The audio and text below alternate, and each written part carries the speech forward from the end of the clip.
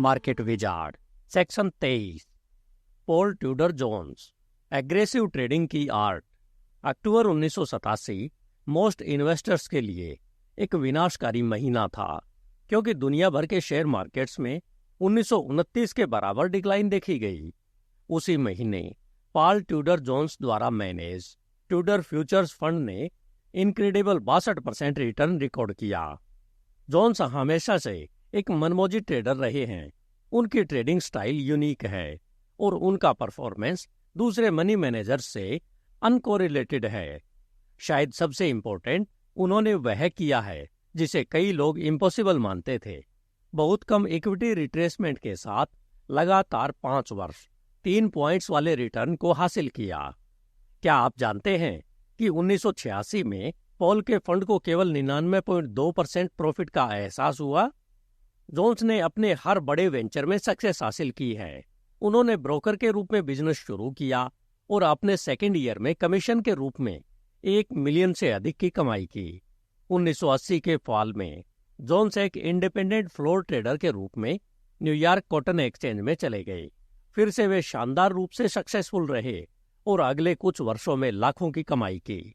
हालांकि उनकी वास्तव में प्रभावशाली उपलब्धि उनकी जीत का रिजल्ट नहीं थी, बल्कि उनकी परफॉर्मेंस की कंसिस्टेंसी थी। एक फ्लोर ट्रेडर के रूप में अपने 3.5 वर्षों के दौरान उन्हें केवल 1 महीने में हार का मुंह देखना पड़ा। 1984 में आंशिक रूप से बोरियत के कारण और अपनी आवाज खोने के डर से जोन्स ने फिर से एक नए वेंचर के लिए अपने सक्सेसफुल करियर को छोड़ दिया, जो था मनी मैनेजमेंट। उन्होंने सितंबर 1984 में $1.5 मिलियन के मैनेजमेंट के साथ ट्यूडर फ्यूचर्स फंड लॉन्च किया।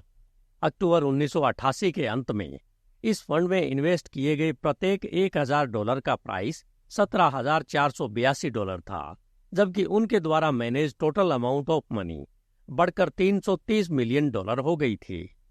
वास्तव में मैनेजमेंट के तहत अमाउंट अधिक होती, लेकिन जोन्स ने अक्टूबर 1987 में नए इन्वेस्टेड फंड स्वीकार करना बंद कर दिया और उस टाइम से कैश डिसबर्समेंट भी किया है। यदि कोई साइकिल्स में बिलीव करता है, जैसा कि जोन्स करते हैं, तो ऐसा प्रतीत होता है कि वह एक और करियर चेंज के कारण है। यह इमेजिन करना कठिन है कि वे इस दोहराव के लिए क्या कर सकते हैं। जोन्स कंट्रास्ट का एक कंपेडियम है। प्राइवेट कन्वर्जेशन में वे निश्चित रहते हैं, लेकिन एक ट्रेडर के रूप में वे एक ड्रिल सार्जेंट की वार्सिटी के साथ अपने ऑर्डर्स का पालन करवाते हैं। उनकी पब्लिक इमेज एक घमंडी, अहंकारी ट्रेडर की है, लेकिन वास्तव में वे सहज और सिंपल है। मीडिया आमतौर पर उनकी लाइफस्टाइल के भड़कीले एलिमेंट्स, जैसा पीक बे मेंशन, प्राइवेट 3000 एकड़ का wild life preserve, beautiful women और बढ़िया रेस्टोरेंट का नाटक करता है। लेकिन उन्होंने गरीबों की मदद करना भी अपना दूसरा बिजनेस बना लिया है। जोन्स ने ब्रुकलिन के इकोनॉमिक रूप से कमजोर बेडफोर्ड स्टुएसेंट सेक्शन में 75 प्राइमरी स्कूल के ग्रेजुएट्स की कॉलेज शिक्षा को फाइनेंस करने के लिए एक फंड स्थापित करके न्यूयॉर्क के बिजनेसमैन यूजीन लेग का अनुसरण किया है। यह केवल मनी डोनेट करने का मामला नहीं है। जोन्स अपने अडेप्टेड स्टूडेंट्स से वीकली मुलाकात करके इंडिविजुअल रूप से शामिल हो गए हैं। हाल ही में उन्होंने रॉबिन हुड फाउंडेशन की शुरुआत की, जिसकी एंडोमेंट बढ़कर $5 मिलियन हो गई है। यह ऑर्गेनाइजेशन अपने नाम के अनुसार अमीरों से धन जुटाता है और इसे गरीबों की सहायता के लिए काम करने वाले प्राइवेट ग्रुप्स और कंसर्न को डिस्ट्रीब्यूट करता है। जोन्स ने जैक से इंटरव्यू की व्यवस्था दोपहर बाद 3:15 बजे की थी, जिस टाइम स्टॉक इंडेक्स को छोड़कर सभी फ्यूचर्स मार्केट बंद हो जाते हैं। यहां तक कि केवल एक मार्केट ट्रेडिंग के साथ जैक उस टाइम इंटरव्यू शुरू करने की प्रैक्टिकलिटी के बारे में थोड़ा चिंतित थे, क्योंकि उन्हें पता था कि S&P stock index futures contract Jones के प्राइमरी ट्रेडिंग व्हीकल्स में से एक था। दरअसल जब वे वहां पहुंचे तो वे S&P में ट्रेड कर रहे थे। जैक ने तब तक इंतजार किया जब तक कि उन्होंने स्पीकर फोन पर चिल्लाकर ऑर्डर देना समाप्त नहीं कर दिया और समझाया कि वे उनकी ट्रेडिंग में रुकावट नहीं डालना चाहते। शायद हमें मार्केट बंद होने तक इंटरव्यू में देरी करनी चाहिए। जैक ने सुझाव दिया। कोई बात नहीं, उन्होंने सुझाव दिया और बोले, चलो चलें। जैसा कि बाद में पता चला, जोन्स उस दोपहर केवल S&P में ट्रेडिंग नहीं कर रहे थे। वे शेयर मार्केट में भारी डिक्लाइन की एंटीसिपेशन में एक प्रमुख पोजीशन बना रहे थे। जोन्स के ऑर्डर देने में एक इंटेंसिटी है जो एक टेनिस खिलाड़ी के एग्रेसिव तरीके से बॉल रिटर्निंग की याद दिलाती है।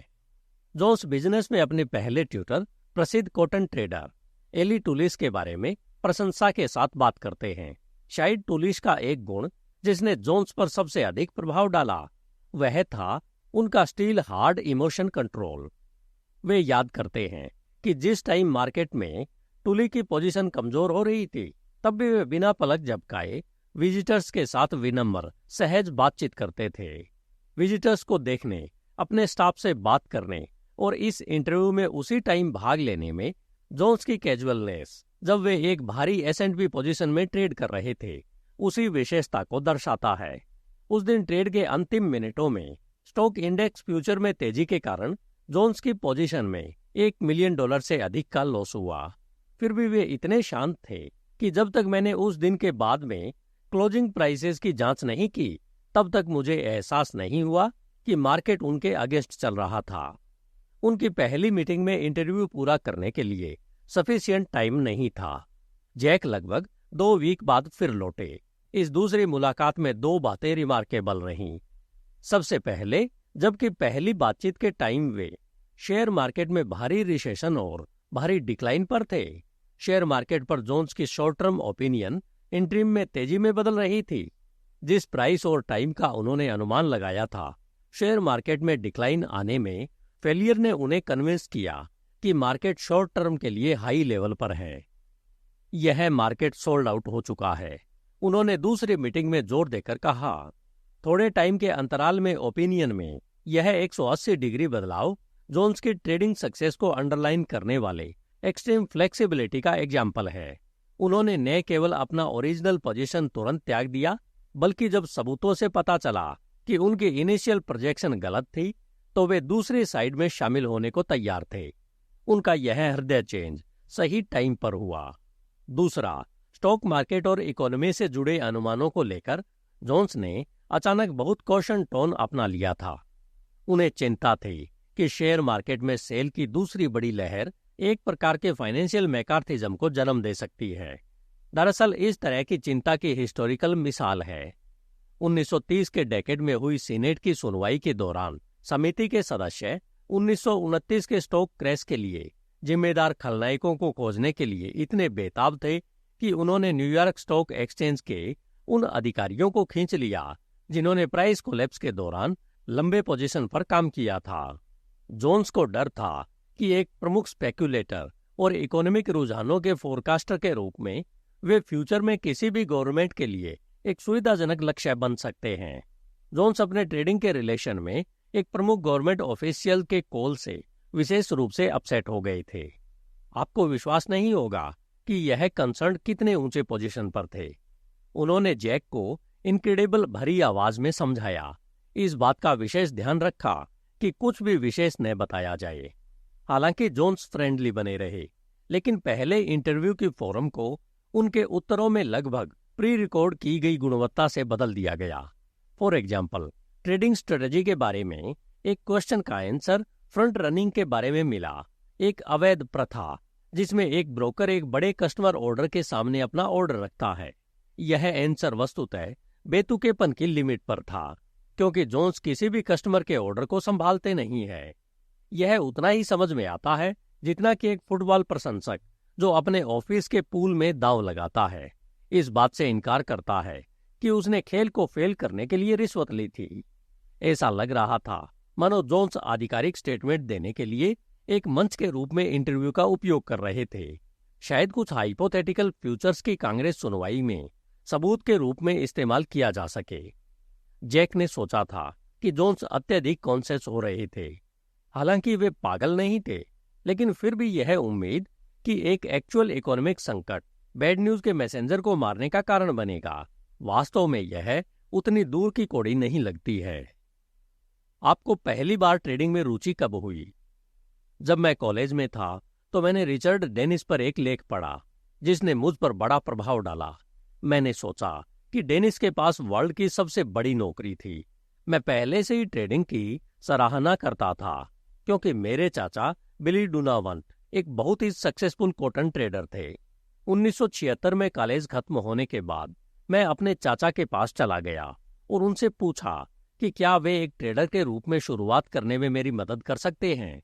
उन्होंने मुझे एली टूलिस के पास भेजा, जो एक प्रसिद्ध कॉटन ट्रेडर थे जो न्यू ऑरलियंस में रहते थे। एली सबसे अच्छे ट्रेडर हैं जिन्हें मैं जानता हूं, उन्होंने जैक से कहा। मैं एली से मिलने गया और उन्होंने मुझे न्यूयॉर्क कॉटन एक्सचेंज में नौकरी की ऑफर की। आप अपने चाचा के बजाय एली के लिए काम करने कैसे चले गए?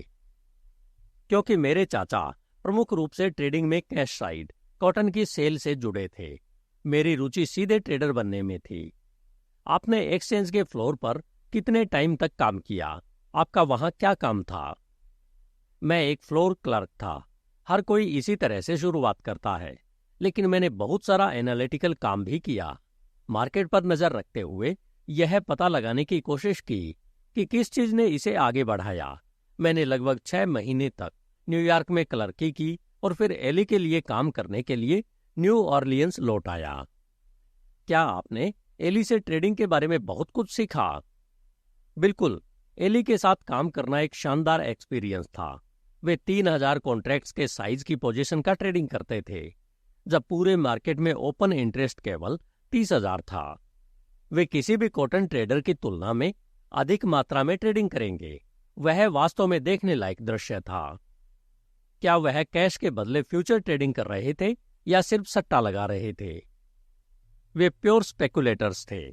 आश्चर्यजनक बात यह थी कि चूंकि उन्होंने मंच पर अपने स्वयं के ब्रोकर का इस्तेमाल किया था, इसलिए सभी को हमेशा पता था कि उनकी पोजीशन क्या थी। उन्हें टैग करना बहुत आसान था। एली का रवैया ऐसा था कि वे किसी से भी भिड़ जाते थे और कहते थे कि यह कौन सी बात हुई, मैं उनसे सीधा मुकाबला करने जा रहा हूं। तो हर कोई उनका हाथ जानता था। निश्चित रूप से, लेकिन जाहिर है इससे उन्हें कोई लॉस नहीं हुआ। क्या वह एक्सेप्शन है? क्या आप अपनी पोजीशन छिपाने की कोशिश करते हैं? मैं कोशिश करता हूं, लेकिन एक्चुअल रूप से पिट में जो लोग 5 या 10 वर्ष से हैं, वे जानते हैं कि यह मैं हूं। हर कोई जानता है कि मैं कब ट्रेडिंग करता हूं। एली से मैंने जो एक चीज सीखी वह यह है कि आखिरकार मार्केट वहीं जाएगा जहां उसे जाना है। तो क्या आपको नहीं लगता कि अपनी पोजीशन छिपाना इंपॉर्टेंट है? मुझे लगता है कि एफर्ट्स करना जरूरी है। फॉर एग्जाम्पल, मेरे ऑर्डर पढ़ना विशेष रूप से आसान हुआ करता था, क्योंकि मैं 300 कॉन्ट्रैक्ट को मल्टीप्लाई में ट्रेड करता था। अब मैं अपना ऑर्डर छोटा करता हूं और एक ब्रोकर को 116 का और दूसरे ब्रोकर को 184 का ऑर्डर दे सकता हूं। मेरे पास हर पिट में कम से कम 4 ब्रोकर हैं। आपने टूलिस से और क्या सीखा? धन्य है वह माँ जिसने उन्हें जन्म दिया। उन्होंने मुझे सिखाया कि ट्रेडिंग बहुत कॉम्पिटिटिव है और आपको अपनी असफलताओं से निपटने में सक्षम होना होगा। इससे कोई फर्क नहीं पड़ता कि आप इसे कैसे कट करते हैं। इसमें भारी इमोशनल उतार चढ़ाव शामिल हैं। यह एक सामान्य कैरेक्टर बिल्डिंग लेसन जैसा लगता है। ट्रेडिंग के रिलेशन में विशेष बातें क्या है? टूलिस ने मुझे मूविंग वॉल्यूम के बारे में सिखाया। जब आप साइज में ट्रेडिंग कर रहे होते हैं तो आपको तब बाहर निकलना होता है जब मार्केट आपको बाहर निकलने देता है, न कि तब जब आप बाहर निकलना चाहते हैं। उन्होंने मुझे सिखाया कि यदि आप एक बड़ी पोजीशन को मूव करना चाहते हैं तो आपको तब तक इंतजार नहीं करना चाहिए जब तक कि मार्केट नई ऊंचाई या लोवेस्ट लेवल पर न हो, क्योंकि यदि यह एक इंपॉर्टेंट मोड़ है तो बहुत कम मात्रा में ट्रेडिंग हो सकता है। एक फ्लोर ट्रेडर के रूप में मैंने जो एक चीज सीखी वह यह थी कि यदि फॉर एग्जाम्पल पुराना हाईएस्ट लेवल 56.80 था तो संभवतः 56.85 पर बहुत सारे परचेज स्टॉप होंगे। यदि मार्केट 70 बिड पर ट्रेड कर रहा है, 75 की ऑफर की गई है, तो पूरे ट्रेडिंग रिंग का मार्केट खरीदने, उन स्टॉप्स को छूने और स्टॉप में लिक्विडेट करने में निहित स्वार्थ है। यह एक बहुत ही सामान्य रिंग अभ्यास है। एक टॉप ट्रेडर के रूप में मैंने एली द्वारा मुझे सिखाई गई बातों के साथ जोड़ दिया। यदि मैं उस प्रकार की पोजीशन में एक पोजीशन को कवर करना चाहता हूं तो मैं 75 पर आधी पोजीशन लिक्विडेट कर दूंगा, ताकि मुझे उस पॉइंट पर पूरी पोजीशन से बाहर निकलने के बारे में चिंता न करनी पड़े जहां स्टॉप हिट हो रहे हैं। मैं हमेशा अपनी आधी पोजीशन नई ऊंचाई या नीची पोजीशन से नीचे लिक्विडेट और शेष आधी पोजीशन उस पॉइंट से आगे लिक्विडेट कर दूंगा। कोई दूसरा सबक जिसका श्रेय आप टूलिस को दे सकते हैं। एली को देखकर मुझे पता चला कि भले ही मार्केट जब नई ऊंचाई तय कर रहे होते हैं तो वे सबसे अच्छे दिखते हैं, लेकिन सेलिंग का यही सबसे अच्छा टाइम होता है। उन्होंने मुझ में यह विचार डाला कि कुछ हद तक एक अच्छा ट्रेडर बनने के लिए आपको एक कंट्रेरियन बनना होगा। आपने हजारों ट्रेडिंग किए हैं, क्या कोई सिंगल ट्रेडिंग है जो स्पेसिफिक है? हाँ, 1979 कॉटन मार्केट। इंसान इंडेक्स से नहीं बल्कि मिस्टेक्स से सबसे ज्यादा सीखता है। मैं उस टाइम ब्रोकर था, हमारे पास बहुत सारे स्पेकुलेटिव अकाउंट थे और मैं लॉन्ग टाइम तक जुलाई कॉटन के लगभग 400 कॉन्ट्रैक्ट पर था। मार्केट 82 और 86 सेंट के बीच की लिमिट में ट्रेड कर रहा था और जब भी यह उस लिमिट के निचले सिरे तक आता था तो मैं इसे खरीद रहा था। एक दिन मार्केट नए लोवेस्ट लेवल पर पहुंच गया, थोड़ा रुका और तुरंत लगभग 30 या 40 अंक ऊपर चढ़ गया। मैंने सोचा कि मार्केट के इतने खराब परफॉर्मेंस का कारण उन प्रसिद्ध स्टॉपों की निकटता के कारण प्राइस की कमजोरी थी। अब जब स्टॉप्स छू लिए गए थे तो मुझे लगा कि मार्केट रैली के लिए तैयार है। मैं उस टाइम रिंग के बाहर खड़ा था।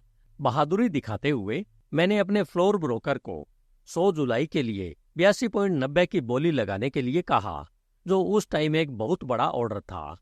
उसने 100 के बदले 90 की बोली लगाई और मुझे याद है कि रेफको ब्रोकर पीठ के पार दौड़ता हुआ चिल्लाता हुआ आया, बिक गया। उस टाइम अधिकांश प्रमाणिक स्टॉक रेफको के पास थे। एक पल में मुझे एहसास हुआ कि उनका इरादा जुलाई कॉन्ट्रैक्ट के मुकाबले डिलीवरी करने का था, जो तब अक्टूबर कॉन्ट्रैक्ट के मुकाबले लगभग 4% प्रीमियम पर ट्रेड कर रहा था। मुझे यह भी पता चला कि 82 और 86 के बीच जो पूरा कंजेशन पैटर्न बना था वह अगले कदम के लिए मार्केट का माप बनने जा रहा था। तो क्या आपको तुरंत पता चल गया कि आप गलत थे? मैंने तुरंत देखा कि मार्केट सीधे नीचे 78 सेंट तक जा रहा था और यह मेरा ब्लड था जो इसे वहां तक ले जाएगा। मैं लंबे 400 कॉन्ट्रैक्ट में आया था, एक डे ट्रेडर के रूप में अदर 100 में इंटर किया था और इस माचो प्रकार की बिड पर फाइनल 100 जो मुझे कभी नहीं करना चाहिए था। तो आपको तुरंत एहसास हुआ कि आप बाहर होना चाहते थे? नहीं, मुझे तुरंत एहसास हुआ कि मैं शॉर्ट रखना चाहता था। आपने कितनी तेजी से रिएक्ट किया? लगभग तुरंत। जब रेफको ब्रोकर चिल्लाया, बिक गया, तो रिंग में मौजूद सभी लोग घूम गए और मेरी तरफ देखने लगे, क्योंकि वे जानते थे कि मैं क्या करने की कोशिश कर रहा था। मेरे बगल में खड़े लड़के ने कहा, अगर तुम्हें बाथरूम जाना है तो यहीं कर लो। उन्होंने कहा कि मैं सफेद रंग के 3 शेड जैसा दिखता हूं। मुझे याद है कि मैं घूमा, बाहर निकला, पानी पिया और फिर अपने ब्रोकर से कहा कि वह जितना हो सके उतना बेचे। मार्केट 60 सेकंड में लिमिट हो गया था और मैं केवल 202 कॉन्ट्रैक्ट सेलिंग कर पाया। आप अपनी शेष पोजीशन से कब बाहर निकले? अगली सुबह मार्केट 100 अंक नीचे खुला और मैंने शुरुआती घंटी से ही सेल शुरू कर दी।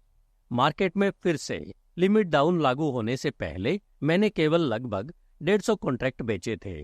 जब तक यह सब खत्म हुआ, मैंने कुछ कॉन्ट्रैक्ट्स को उस पॉइंट से 4 सेंट से भी नीचे बेच दिया, जिसके बारे में मुझे पहले पता था कि पोजीशन अच्छी नहीं थी।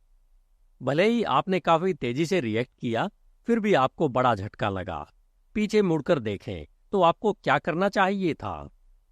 सबसे पहले, मार्केट के साथ कभी भी माचो मैन की भूमिका न निभाएं।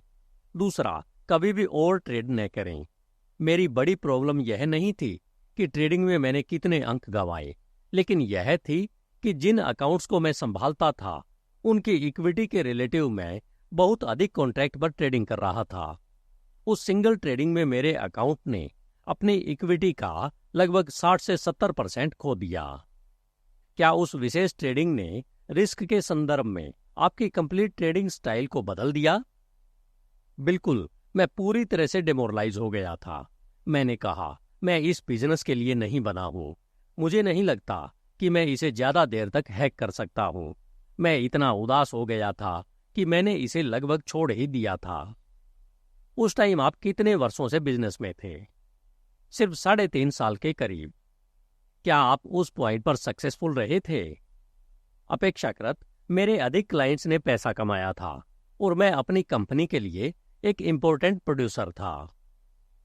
उस कंसर्न के बारे में क्या ख्याल है जिसने आपको 3 साल के पीरियड की शुरुआत में $10,000 दिए थे? वे शायद लगभग 3 गुना ऊपर थे। तो क्या वह हर कंसर्न जो लॉन्ग टाइम तक आपके साथ था अभी भी खेल में आगे था? हाँ, लेकिन इस दौरान मुझे कुछ सीरियस परेशानियों का सामना करना पड़ा। कॉटन का वह ट्रेडिंग मेरे लिए लगभग सौदा तोड़ने वाला था। यही वह टाइम था जब मैंने कहा, मिस्टर स्टूपिड, एक ट्रेडिंग पर सब कुछ रिस्क में क्यों डालें? क्यों न आप अपने जीवन को दुख की बजाय खुशी की खोज में बदलें? तभी मैंने पहली बार डिसीजन लिया कि मुझे डिसिप्लिन और मनी मैनेजमेंट सीखना होगा। यह मेरे लिए एक वंडरफुल एक्सपीरियंस था, इस अर्थ में कि मैं किनारे पर चला गया, एक ट्रेडर के रूप में मेरी क्षमता पर सवाल उठाया और फैसला किया कि मैं इसे नहीं छोड़ूंगा। मैं वापस आकर लड़ने के लिए दृढ़ था। मैंने डिसीजन लिया कि मैं अपने ट्रेडिंग के बारे में बहुत डिसिप्लिन और व्यावसायिक बनने जा रहा हूं। क्या उस टाइम से आपकी ट्रेडिंग स्टाइल फंडामेंटली बदल गई?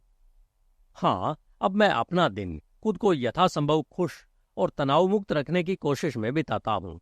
यदि पोजीशन मेरे अगेंस्ट जाती है तो मैं तुरंत बाहर हो जाता हूँ। यदि वे मेरे लिए जा रहे हैं तो मैं उन्हें रखता हूँ। मुझे लगता है कि आपने न केवल छोटे साइज में बल्कि तेजी से ट्रेडिंग करना शुरू कर दिया है। तेजी और अधिक डिफेंसिव।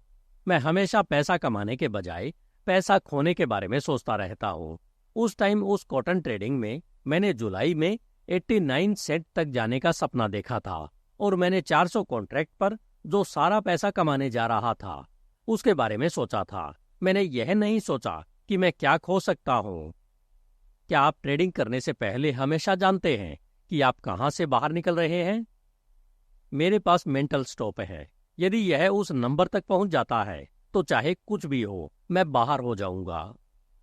आप किसी एक ट्रेडिंग पर कितना रिस्क उठाते हैं? मैं इसे ट्रेड बाय ट्रेड नहीं तोड़ता। मेरे द्वारा किए गए सभी ट्रेड्स आपस में जुड़े हुए हैं। मैं इसे इस आधार पर देखता हूं कि प्रत्येक सुबह मेरी इक्विटी क्या है। मेरा लक्ष्य प्रत्येक दिन को उससे अधिक के साथ समाप्त करना है जितना मैंने शुरू किया था। कल सुबह मैं अंदर नहीं जाऊंगा और कहूंगा मैं S&P को 264 से शॉर्ट कर रहा हूं और यह कल 257 पर बंद हुआ, इसलिए मैं एक रैली में खड़ा हो सकता हूं। मैं हमेशा इसे पिछली रात के क्लोज से शॉर्ट होने के संदर्भ में सोचता हूं। ट्रेडिंग में रिस्क कंट्रोल सबसे इंपॉर्टेंट चीज है। फॉर एग्जाम्पल, अभी मैं महीने में लगभग 6.5% नीचे हूं। शेष महीने के लिए मेरी इक्विटी पर 3.5% का स्टॉप है। मैं यह सुनिश्चित करना चाहता हूं कि मुझे किसी भी महीने में डबल डिजिट में लॉस न हो। आपकी ट्रेडिंग स्टाइल का एक पहलू टर्निंग पॉइंट खरीदने और सेलिंग का कॉन्ट्राडिक्टरी एफर्ट है। मान लीजिए कि आप एक टॉप की तलाश में हैं और जब मार्केट एक नई ऊंचाई पर पहुंच जाता है तो क्लोज स्टॉप के साथ शॉर्ट पर जाएं। फिर आपको बाहर रोक दिया जाता है। किसी सिंगल ट्रेडिंग विचार पर हार मानने से पहले आप कितनी बार एक टर्निंग पॉइंट लेने का एफर्ट करते हैं? जब तक मैं बेसिक तौर पर अपना मन नहीं बदल लेता, अदरवाइज मैं अपनी पोजीशन का साइज कम करता रहूंगा क्योंकि मुझे ट्रेडों में लॉस हो रहा है। जब मैं खराब ट्रेडिंग कर रहा होता हूं तो मैं अपनी पोजीशन का साइज कम करता रहता हूं। इस तरह जब मेरी ट्रेडिंग सबसे खराब होगी तब मैं अपनी सबसे शॉर्ट पोजीशन साइज में ट्रेडिंग करूंगा। आप किन ट्रेडिंग रूल्स का पालन करते हैं? कभी भी लूजर्स का एवरेज मत लो। जब आप खराब ट्रेडिंग कर रहे हो तो अपना ट्रेडिंग वॉल्यूम कम करें। जब आप अच्छा ट्रेडिंग कर रहे हैं तो अपना वॉल्यूम बढ़ाएं। उस सिचुएशन में कभी भी ट्रेडिंग न करें जहां आपका कंट्रोल न हो। फॉर एग्जाम्पल, मैं प्रमुख रिपोर्टों के सामने बड़ी रकम का रिस्क नहीं उठाता क्योंकि वह गैम्बलिंग है, ट्रेडिंग नहीं। यदि आपके पास लूजिंग पोजीशन है जो आपको अनकंफर्टेबल कर रही है तो समाधान बहुत सिंपल है। बाहर निकलें क्योंकि आप हमेशा वापस आ सकते हैं। एक नई शुरुआत से बेहतर कुछ भी नहीं है। इस बात को लेकर ज्यादा चिंतित न हो कि आप किस पोजीशन में हैं। एकमात्र रेलेवेंट क्वेश्चन यह है कि क्या आप उस दिन पोजीशन को लेकर बुलिश या बेरिश वाले हैं। अपने एंट्री पॉइंट को हमेशा पिछली रात का क्लोज पॉइंट समझें। मैं हमेशा एक नए ट्रेडर को बता सकता हूं, क्योंकि वह मुझसे पूछेगा, क्या आप शॉर्ट है या लॉन्ग? मैं लॉन्ग हूं या शॉर्ट, इसका उसकी मार्केट ओपिनियन पर कोई असर नहीं होगा। इसके बाद वह पूछेगा, आप कहां से लॉन्ग है? कौन परवाह करता है कि मैं कब से कहां हूं? इसका इस बात से कोई लेना देना नहीं है कि अभी मार्केट का माहौल बुलिश और बेरिश का है, या उस टाइम लॉन्ग पोजीशन के रिस्क और रिवार्ड बैलेंस में। ट्रेडिंग का most important rule great defence में खेलना है, ग्रेट ऑफेंस से नहीं। हर दिन मैं यह मान लेता हूं कि मेरी हर पोजीशन गलत है। मैं जानता हूं कि मेरे स्टॉप रिस्क पॉइंट कहां होंगे। मैं ऐसा इसलिए करता हूं ताकि मैं अपनी अधिकतम संभावित डिक्लाइन को डिफाइन कर सकूं। उम्मीद है मैं बाकी दिन उस सिचुएशन का आनंद लेते हुए बिताऊंगा जो मेरी डायरेक्शन में जा रही है। अगर वे मेरे खिलाफ जा रहे हैं तो मेरे पास बाहर निकलने के लिए एक गेम प्लान है। हीरो मत बनो, ईगो मत रखो। हमेशा अपने आप पर और अपनी क्षमता पर सवाल उठाएं। ऐसा कभी मत सोचो कि तुम बहुत अच्छे हो। जैसे ही आप ऐसा करते हैं, आप मर जाते हैं। सर्वकालीन महान स्पेक्युलेटर्स में से एक जैसे लिवरमोर ने कहा था कि लॉन्ग रन में आप कभी भी ट्रेडिंग मार्केट नहीं जीत सकते। यह मेरे जैसे कंसर्न के लिए एक विनाशकारी कोट्स था जो अभी अभी बिजनेस में आया था। यह विचार कि आप मार्केट को हरा नहीं सकते एक भयावह संभावना है। इसलिए मेरी गाइडिंग फिलॉसफी ग्रेट डिफेंस खेल रहा है। यदि आप अच्छा ट्रेडिंग करते हैं तो यह मत सोचिए कि ऐसा इसलिए है क्योंकि आपके पास कुछ अलौकिक दूरदर्शिता है। अपने कॉन्फिडेंस के सेंस को हमेशा बनाए रखें, बस इसे कंट्रोल में रखें। लेकिन आप वर्षों से बहुत सक्सेसफुल रहे हैं, क्या अब आप पहले से अधिक कॉन्फिडेंट नहीं हैं? जब से मैंने ट्रेडिंग करना शुरू किया है, तब से मैं किसी भी टाइम की तुलना में अब अधिक डरा हुआ हूं, क्योंकि मैं पहचानता हूं कि इस बिजनेस में कितनी शॉर्ट टर्म सक्सेस मिल सकती है। मैं जानता हूं कि सक्सेसफुल होने के लिए मुझे डरना होगा। मेरी सबसे बड़ी हिट हमेशा तब आई है जब मेरा एक अच्छा टाइम गुजरा और मैंने सोचना शुरू किया कि मैं कुछ जानता हूं। मेरी धारणा यह है कि आप अक्सर मार्केट के बदलावों के निकट सिचुएशन इंप्लीमेंट करते हैं। कभी कभी आपकी सटीकता वंडरफुल होती है। आपकी डिसीजन लेने की प्रोसेस में ऐसा क्या है जो आपको मोड़ के इतने करीब पहुंचने की अनुमति देता है? सभी मार्केट्स की लॉन्ग टर्म डायरेक्शन के बारे में मेरे बहुत स्ट्रॉन्ग विचार हैं। मेरे पास दर्द के लिए एक बहुत ही शॉर्ट टर्म होराइजन भी है। परिणाम स्वरूप अक्सर मैं ऐसे मार्केट में जो लगातार नीचे की ओर बढ़ रहा हो, कुछ वीक की पीरियड में लॉन्ग साइड से बार बार ट्रेड करने की कोशिश कर सकता हूं। क्या यह प्रोबेस की एक सीरीज करने का मामला है, जब तक कि आप अंततः उस तक नहीं पहुंच जाते? बिल्कुल, मैं अपने आप को एक प्रमुख मार्केट अपॉर्चुनिटिस्ट मानता हूं। इसका मतलब यह है कि मैं मार्केट पर एक विचार डेवलप करता हूं और इसे बहुत कम रिस्क वाले अप्रोच से आगे बढ़ाता हूं, जब तक कि मैं बार बार गलत साबित नहीं हो जाता या जब तक मैं अपना अप्रोच नहीं बदल लेता। दूसरे शब्दों में यह कहना बेहतर स्टोरी है। पॉल जोन्स ने टी बॉन्ड मार्केट को लोवेस्ट लेवल से 2 टिक खरीदे। इसके बजाय अपने 5वें एफर्ट में पॉल जोन्स ने टी बॉन्ड मार्केट को इसके लोवेस्ट लेवल से 2 टिक खरीदे। मुझे लगता है कि यह निश्चित रूप से इसका हिस्सा है।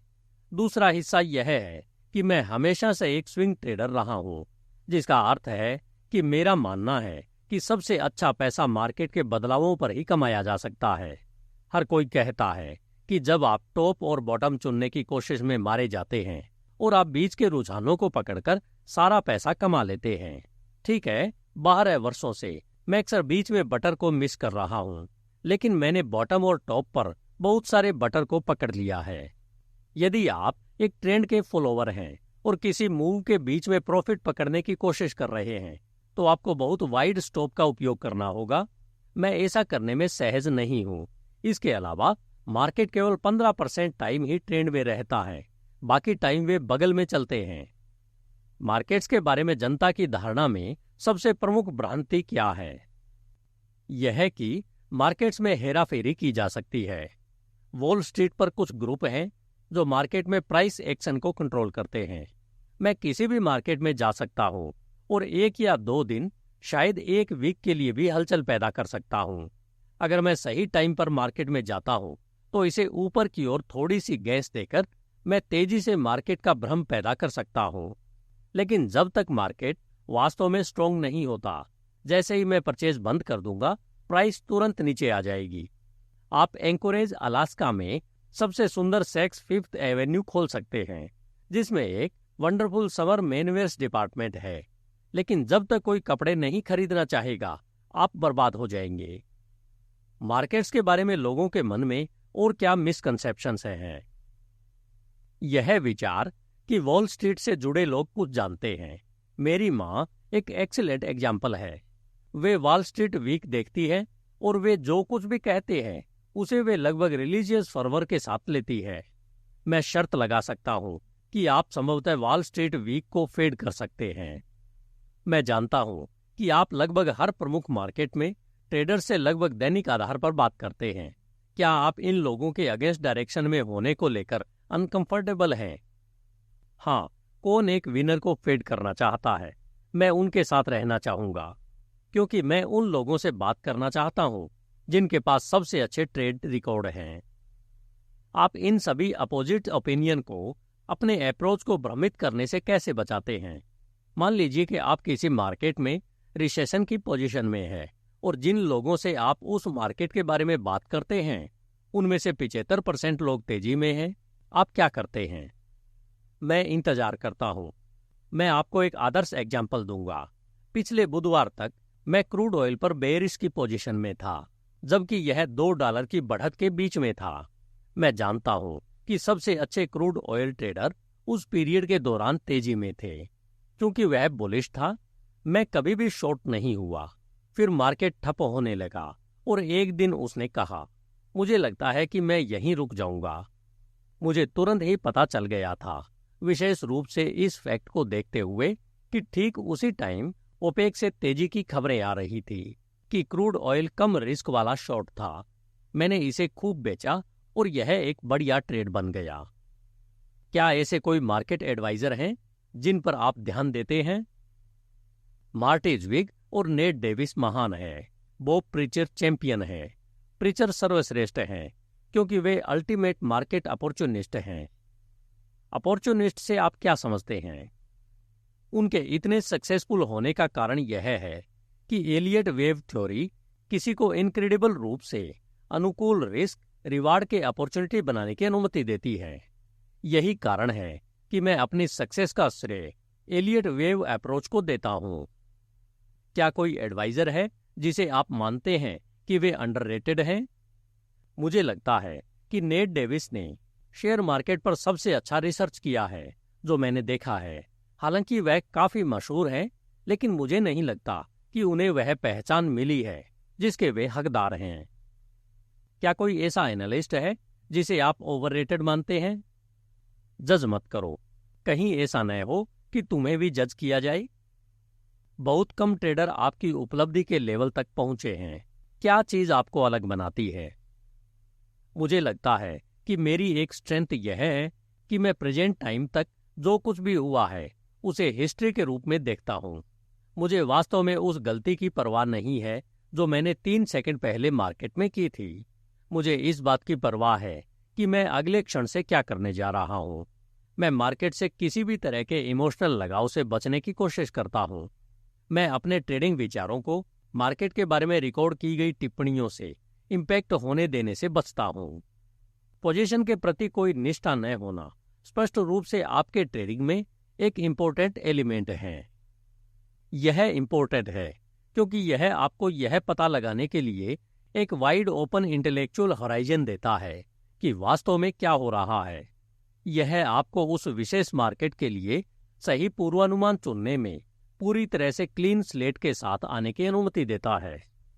क्या आप जिस मनी का मैनेजमेंट कर रहे हैं उसकी जबरदस्त ग्रोथ ने प्रॉफिटेबिलिटी के समान लेवल पर ट्रेडिंग करना अधिक कठिन बना दिया है?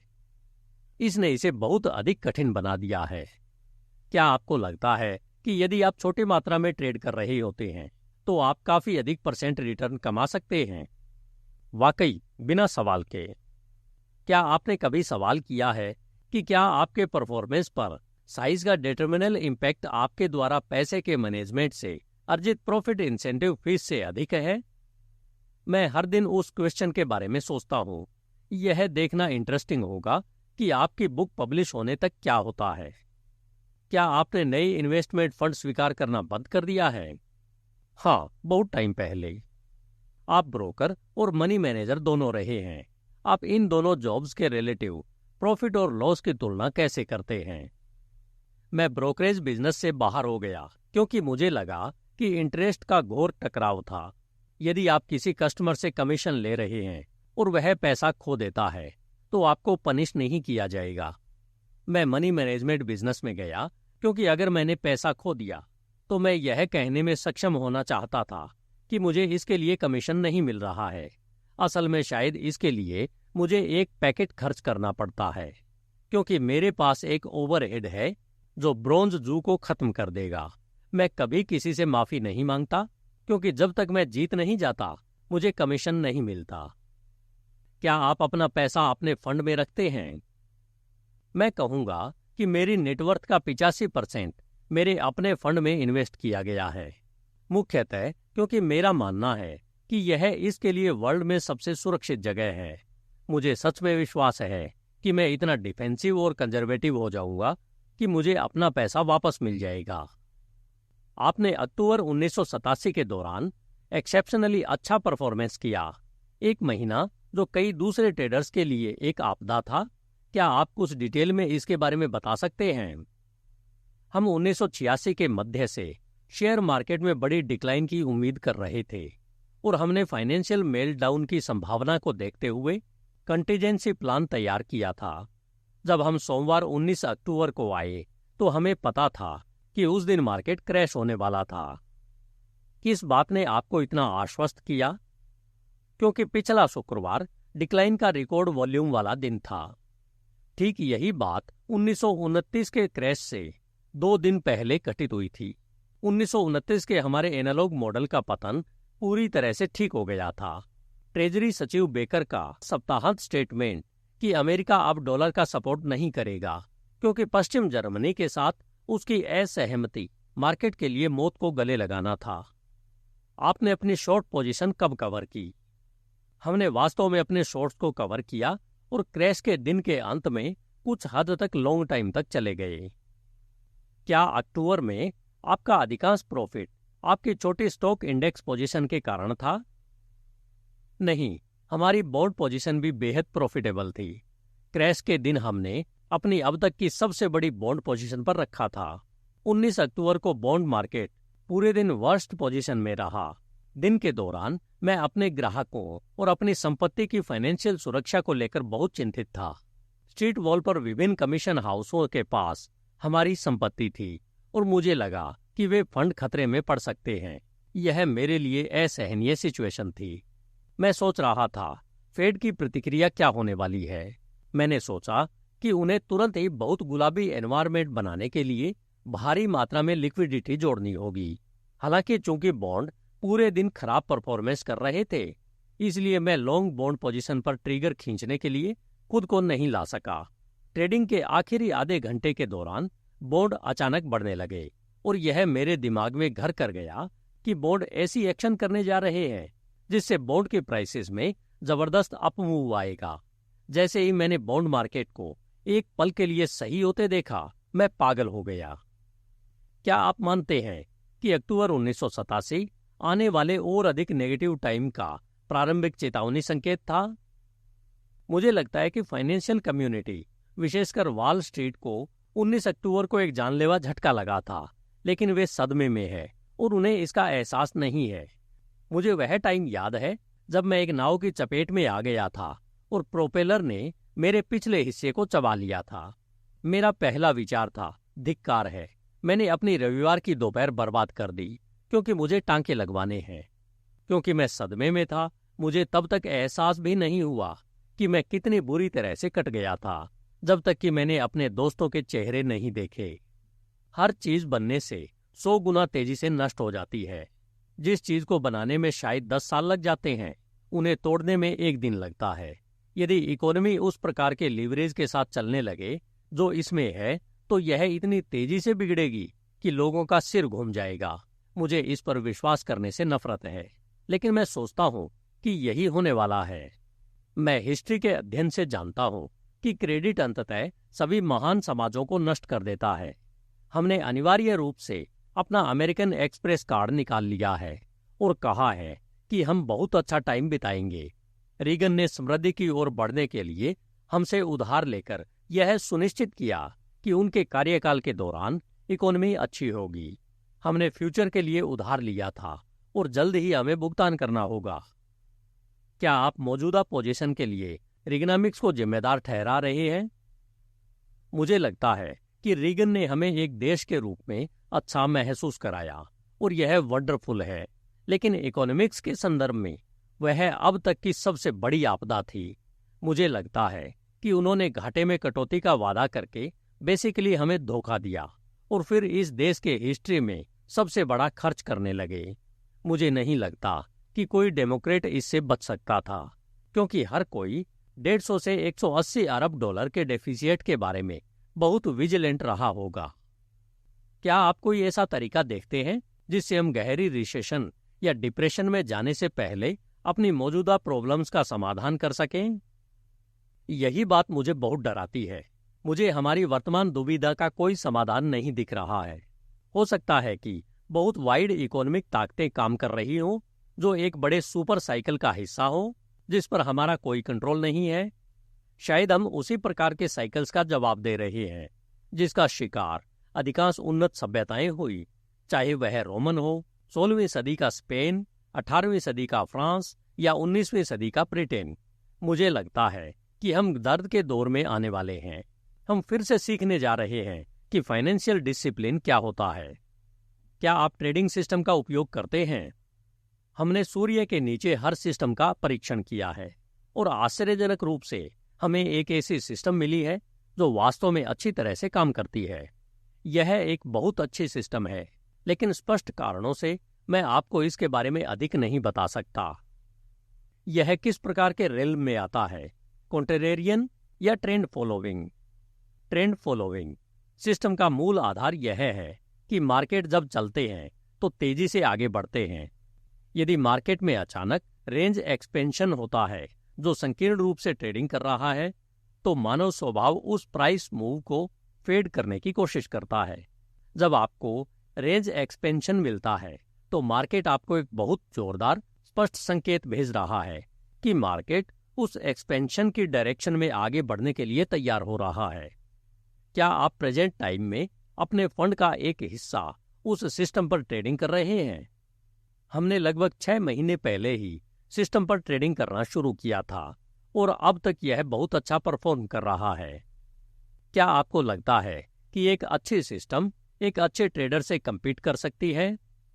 एक अच्छा सिस्टम एक अच्छे ट्रेडर की तुलना में अधिक मार्करों को प्रभावी ढंग से ट्रेडिंग करने में सक्षम हो सकता है, क्योंकि इसमें अनलिमिटेड कंप्यूटिंग पावर का प्रॉफिट होता है।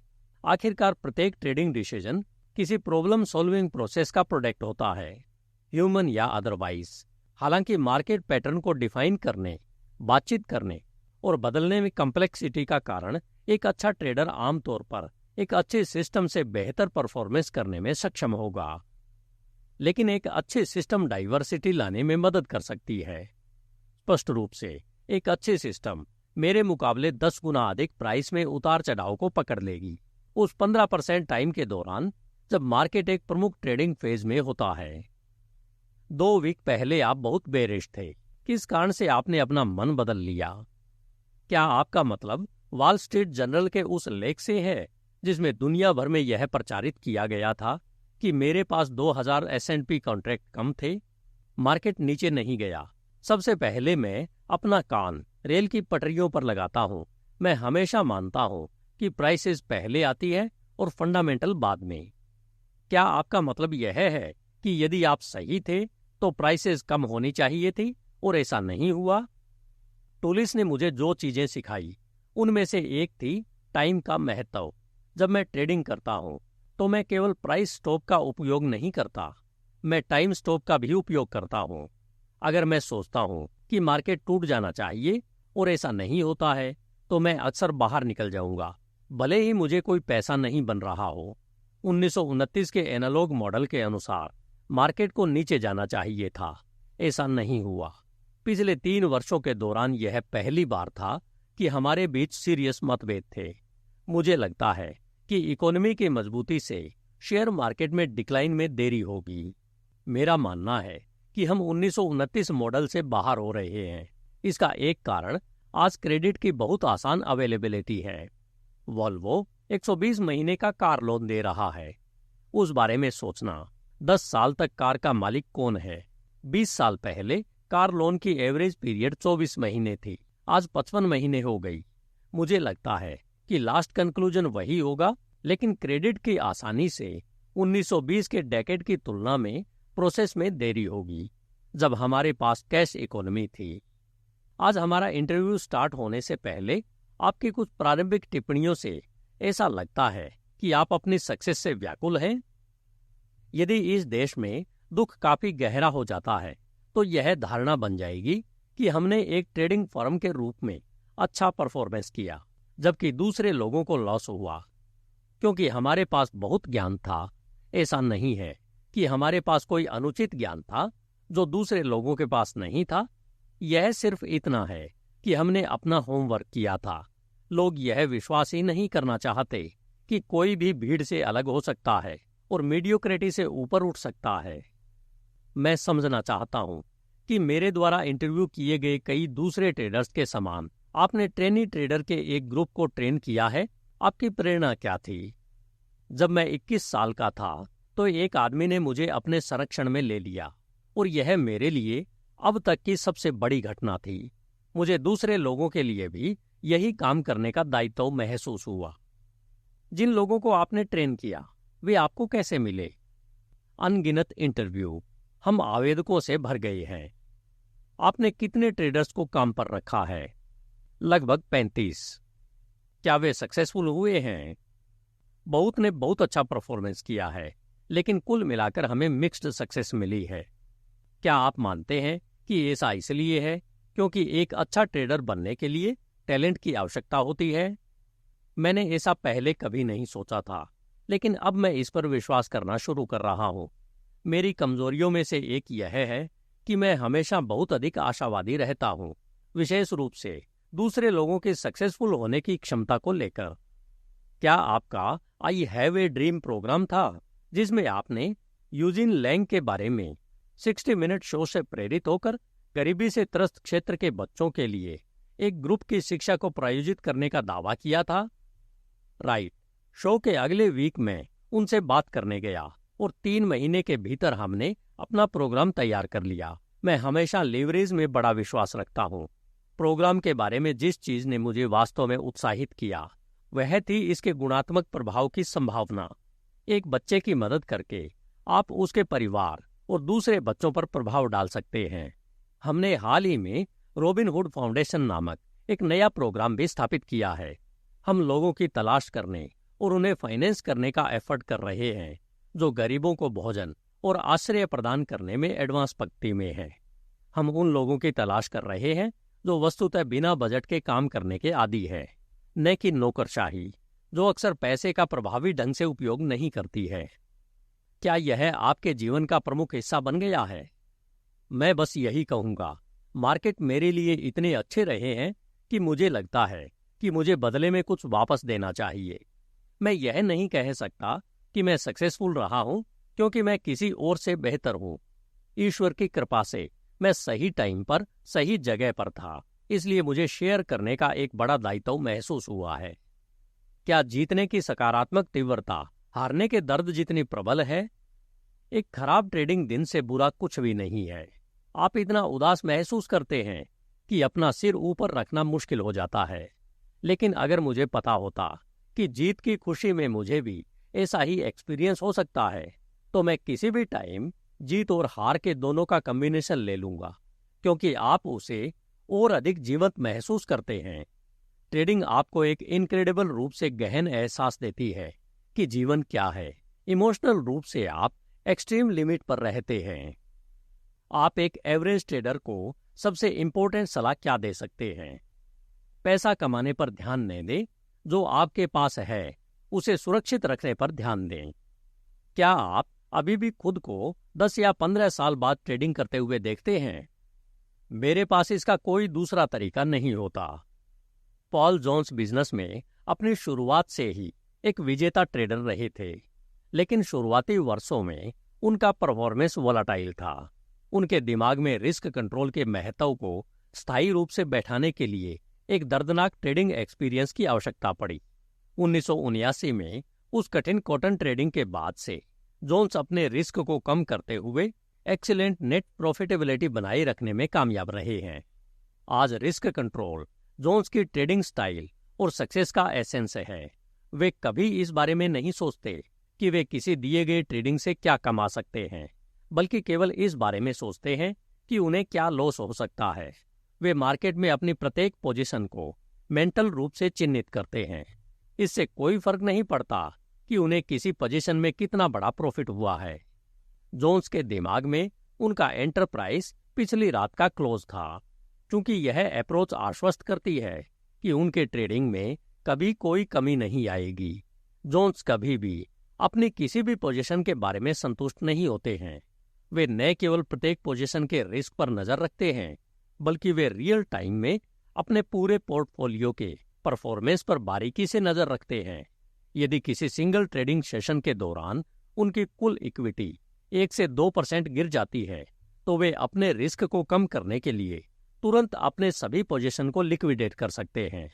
वे कहते हैं, बाहर निकलने की तुलना में वापस आना हमेशा आसान होता है। यदि जोन्स की ट्रेडिंग खराब होने लगती है, तो वे अपनी पोजीशन का साइज लगातार कम करते रहेंगे जब तक कि वे फिर से ट्रैक पर न आ जाएं।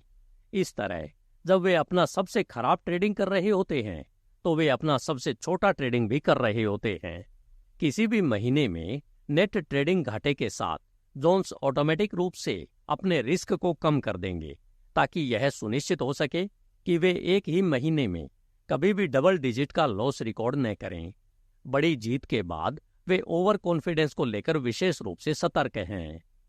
संक्षेप में, जोन्स 1 दर्जन अलग अलग तरीकों से रिस्क कंट्रोल बनाए रखते हैं। जैसा कि वे कहते हैं, ट्रेडिंग में मोस्ट इंपोर्टेंट रूल यह है कि हमेशा ग्रेट डिफेंस से खेलें, ग्रेट ऑफेंस से नहीं। तो अभी आपने इस बुक के सेक्शन को सुना। अगर आपको मेरा यह प्रयास पसंद आया हो तो इस चैनल को सब्सक्राइब करें, लाइक करें और अपने कम से कम 4 दोस्तों के साथ सोशल मीडिया पर शेयर अवश्य करें। धन्यवाद। HindiAudiobook.com। आपका दिन शुभ हो।